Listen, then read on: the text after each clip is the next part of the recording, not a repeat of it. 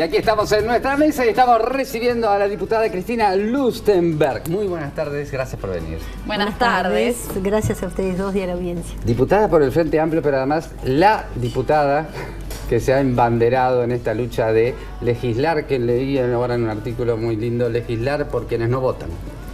Sí, a veces me hacen esa observación que no lo diga así, pero bueno. Pero me parece bárbaro. Es como algo real. Los niños, niñas y adolescentes y las personas privadas de libertad son grupos de ciudadanos, porque tienen derechos, que no votan. No es nada en contra, al contrario, ni con los adultos mayores, ni con las otras grupos etarios, pero es una realidad. Los niños y niñas en Uruguay son muy poquitos. Hoy buscaba... Ay, no, tenés cifras, son muy pocos. Es que nacen muy pocos niños en nuestro país y si uno ve el total son el 27,86% de nuestra población. Son 961.297 personas menores de 15 años. De 0 a 4 es el 7%. Y como el Uruguay no vamos a poder garantizar los máximos derechos y oportunidades a cada niño o niña que nazca. Si nacen muy pocos, es un país muy chico, no es una mala noticia que hayan disminuido los nacimientos en nuestro país, Fito. Y a mí a veces los uruguayos tenemos como ese miedo a extinguirnos, ¿no? Y la disminución en los últimos años... Hay un factor tiene que ver con... de las niñas embarazadas. Exacto. Con embarazos no deseados, esa expensa de una muy buena noticia de que han disminuido mucho los nacimientos, por suerte, en las niñas y adolescentes menores de 18 años, que es un indicador que todavía es muy alto para el Uruguay, pero hasta el 2014 estaba estancado. Casi 8.000 nacimientos eran de niñas y adolescentes menores de 18 años. Y fíjense que los nacimientos en niñas menores de 14 años eran casi 170, hoy son 80, y son en el 100% producto de situaciones de abuso y de explotación. Ay, no me lo digas. Entonces, el Uruguay, la deuda más grande que tenemos, entre muchas cosas que tendríamos que ser capaces los legisladores de todos los partidos políticos, porque esto es, y por eso ahora cuando desarchivamos y vamos a hablar la ley de que se llamaba de primera infancia, ahora la vamos a extender. Garantías para el desarrollo, educación, atención y protección integral de la primera infancia. Bueno, Fito, pero la desarchivamos porque en la legislatura pasada no dieron los tiempos.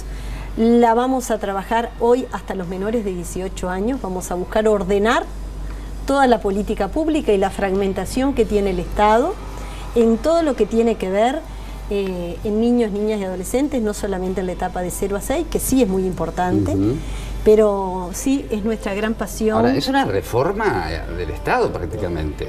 Bueno, eso es otra cosa que es una...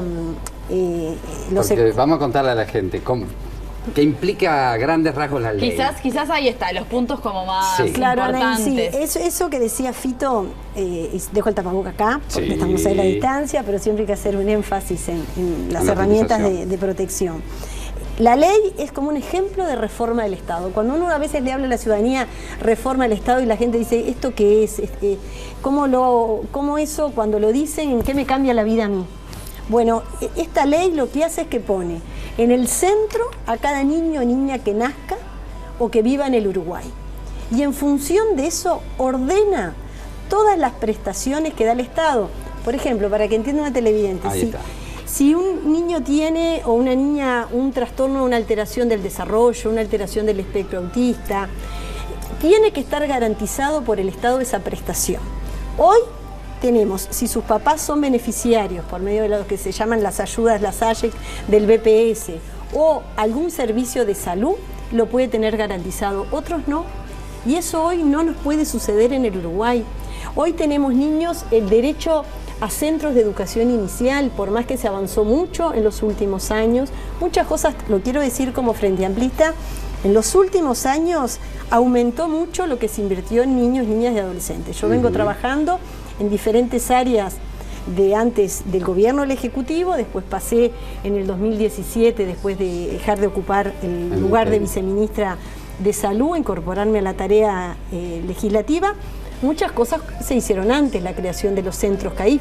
Esto compartimos, yo fui funcionaria del INAU en épocas que tú todavía conservás algún vínculo con esa institución, por más que estés en otro lugar. O sea, conocemos muchas cosas que se hicieron hace muchos años, pero es real que en los últimos años hubo un desarrollo, hubo una estrategia nacional de infancia y adolescencia, el Sistema Nacional Integrado de Salud puso énfasis en priorizar la atención de los niños, de las mujeres, de los niños y niñas, pero todavía nos falta mucho. Nos falta mucho porque el Estado nuestro es un Estado que también está fragmentado. Es un Estado donde hay que poner siempre en el centro. Eso los países más desarrollados lo vienen haciendo hace mucho tiempo. Y al Uruguay, en líneas generales, hay experiencias que se han hecho en los últimos años. No es que esto suceda, pero en lo que tiene que ver en políticas sociales y particularmente en la atención de los niños, esta ley es como revolucionaria en eso. Obliga al Estado a pensar desde las características que tienen los niños y sus familias, y no desde las luchas a veces o competencias o programas que pueden haber en la Administración de Servicios de Salud del Estado para sus usuarios, en el resto de los prestadores del Sistema Nacional de Salud, programas y prestaciones que da el INAU, que el Ministerio de Desarrollo Social. Esto lo que hace es que ordena todo la política pública. Y cambia la perspectiva de alguna manera, ¿no? Cambia la perspectiva, donde la vivienda es importante para cada familia, los niños, el trabajo de los papás, la salud mental. Hoy realmente se ha hecho mucho, porque eso a veces cuando me dicen, cuando tú planteas esta ley, quizás, Cristina, no reconoces lo hecho, no, bajo ningún concepto. Nosotros, vinimos trabajando este tema. Nosotros recogimos, hicimos un estudio con nuestro equipo, con la sociedad civil, con muchos técnicos que vienen trabajando en políticas de infancia y adolescencia, revisando todo lo que se viene haciendo en los últimos años. Pero hoy hay que ordenar, porque a veces no solamente el Estado uruguayo invierte poco en los niños, solamente 1/3 del gasto público social total, que aumentó mucho en los últimos años, pero todavía solo 1/3 es lo que de lo que se invierte en los niños, niñas y adolescentes. Y eso realmente para un país, volviendo al inicio, de que nacen tan pocos niños, es la injusticia más grande que tenemos, porque el lugar donde nace un niño no puede condicionar las posibilidades que todos tenemos de hoy quizás estar acá.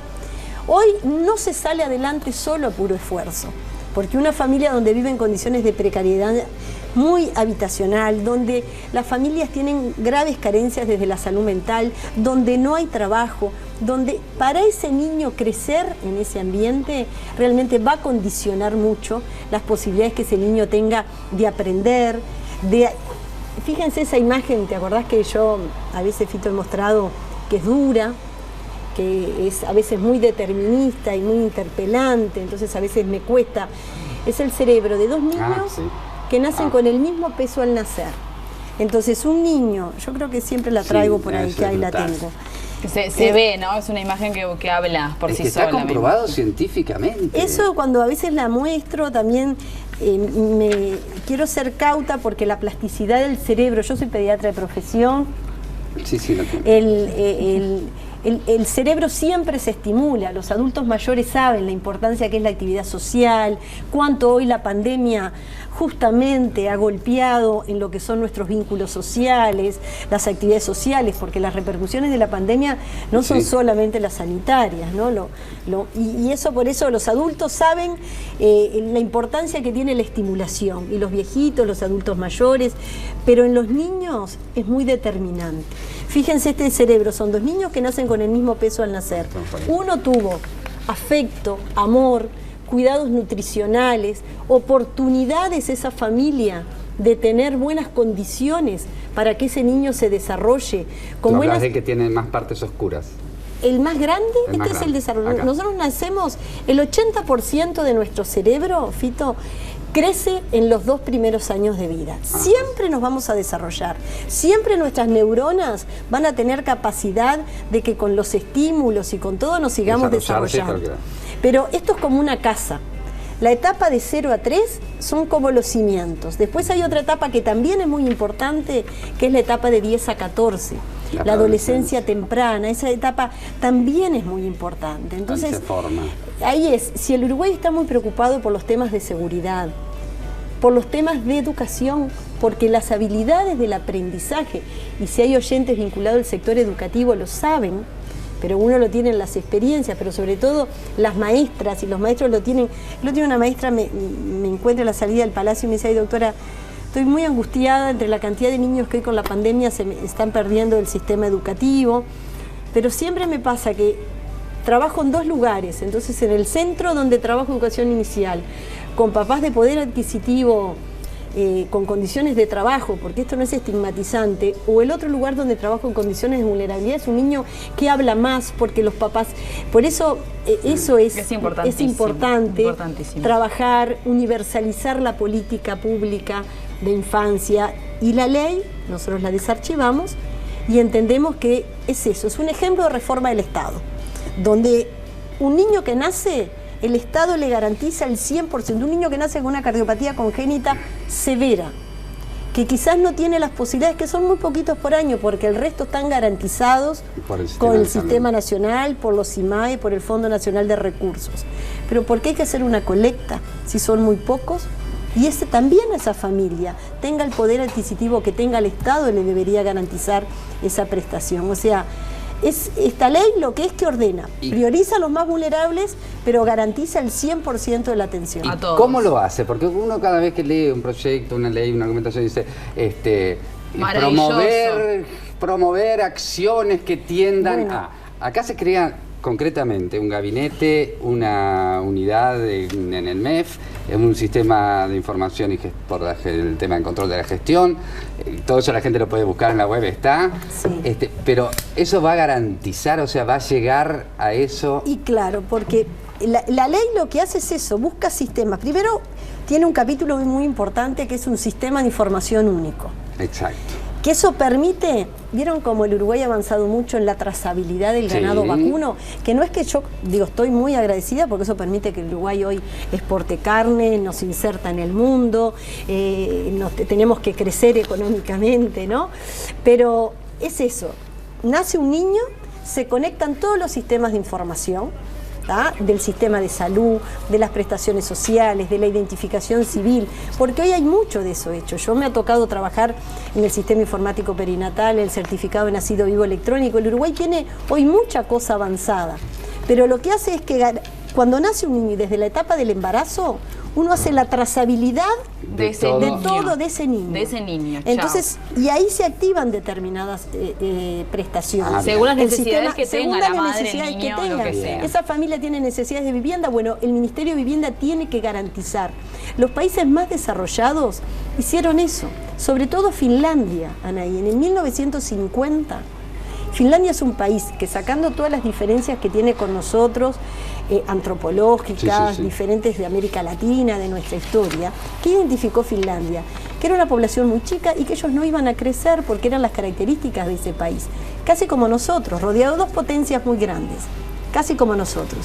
¿Qué fueron viendo? Que la inversión más grande que podía hacer el país para crecer económicamente, para tener inserción productiva, era en la gente.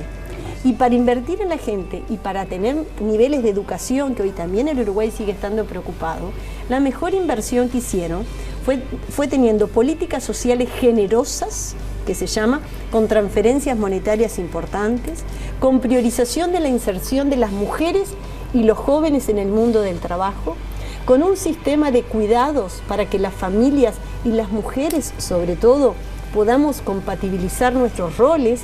Hicieron una política de Estado que se ha mantenido a lo largo de los años. La ley lo que hace es que tiene un sistema de monitoreo, obliga a las instituciones a dar las prestaciones en función de las características que tienen las familias. Y desde ahí tiene un sistema de evaluación muy fuerte, que también mide resultados. Hoy tenemos a veces programas que se han implementado, y por suerte yo coordiné el programa Uruguay Crece Contigo desde sus inicios, o sea, conozco el funcionamiento del Estado, pero todos sabemos que quizás un programa funcionó en un contexto determinado y después quizás el impacto fue siendo menor o funcionó cuando la sectorial no pudo dar respuesta. La sectorial se llama el sistema educativo, el Ministerio de Desarrollo Social, sistema de salud, pero después de ya no tiene sentido, lo tiene que asumir en el próximo presupuesto. Vivienda es una necesidad prioritaria para que los niños crezcan. Los niños que viven hoy, que hay un 30% Totalmente. en situaciones de, imagínense estos días de extrema invierno. pobreza. Estos días de invierno, un niño que se le da de alta de cualquier centro hospitalario con 2,6 kilos y va a vivir a un lugar de mucha precariedad. El riesgo que ese niño tiene, lo estamos exponiendo, es muy alto. O a veces niños que están en un CTI y el Estado invierte más de $100.000 en toda la recuperación y después quizás le damos el alta, a donde las condiciones de materialidad fragilizan mucho la vida de ese niño. Cristina, nos echan. No, nos echan. Pero Nos esperá, echan. no, pero esperá, ¿dónde está? ¿La ley? Sí, Tuvimos acuerdo en la Comisión de Población y Desarrollo, la ciudadanía Bien. la puede seguir, la vamos a desarchivar, ahora ustedes vieron que estamos Sí. en la ley de presupuesto, entonces se ha detenido Después de la esto. discusión después de esto. ¿Y ya pasaría al plenario? No, No. empieza la discusión de nuevo, ojalá. Ah. Nosotros quisiéramos que eso fuera más rápido, Pero no. es Está, así. empieza la discusión de nuevo. Discusión de nuevo, ya vino el ministro el equipo del Ministerio de Desarrollo Social, el presidente Linau y su equipo, Y vuelve de nuevo a darse la discusión. ¿Y hay voluntad política? Y hay voluntad Sí. política, yo Eso creo, es y le he importante. hablado con todos los actores y legisladores y legisladoras, pero sobre todo actores del sistema político, de que hay Bien. voluntad política, que en este tema el sistema político nos pongamos de acuerdo para legislar. Bien. Bueno, así que volverás Sí, en esperemos breve, que en cuanto breve, antes. en breve, a en contarnos muy las breve, buenas noticias. porque además también explicás algunas cosas coherentemente, Sí, capaz claro, que para el muy. presupuesto también nos puede explicar algunas cosas. Algunas cosas coherentemente. Eso estamos estudiando. Nos tenemos Muchísimas que ir. gracias. Muchas Muchísimas gracias. gracias, nos tenemos que ir. Nosotros nos vamos a quedar chusmeando con ella en la tanda y después les contamos lo que queremos. Ya volvemos, hay más día a día para vos. Rayado.